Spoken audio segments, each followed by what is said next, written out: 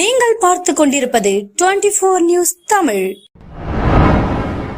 பழனியில் பெண்களுக்கான தொழில் முனைவோர் நிகழ்ச்சி தனியார் மண்டபத்தில் நடைபெற்றது. திண்டுக்கல் மாவட்டம் பழனி தனியார் மண்டபத்தில் மார்ச் 8 மகளிர் தினத்தை கொண்டாடும் விதமாக பெண்களுக்கான தொழில் முனைவோர் விழா நடைபெற்றது.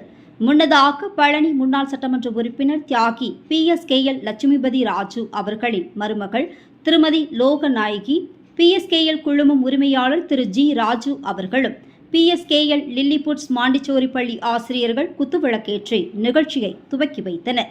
பெண்கள் தங்களுடைய தொழில் வளர்ச்சியை மேம்படுத்தும் விதமாக கைவினைப் பொருட்கள் பார்வைக்கு வைக்கப்பட்டது. மருத்துவம், இயற்கை உணவு, சிறுதானியம், ஓவியம், விளையாட்டு, கைவினைப் பொருட்கள், எம்ப்ராய்டரி ஒர்க்ஸ், ஆரி ஒர்க், போட்டோகிராஃபி, மணப்பெண் அலங்காரம், ஆபரணம், கைத்தறி ஆடைகள், குழந்தைகளுக்கான விளையாட்டு உபகரணங்கள் போன்ற தலைப்புகளில் பலர் தங்களது சொந்தமாக தயாரித்த பொருட்களை காட்சிக்கு வைக்கப்பட்டது.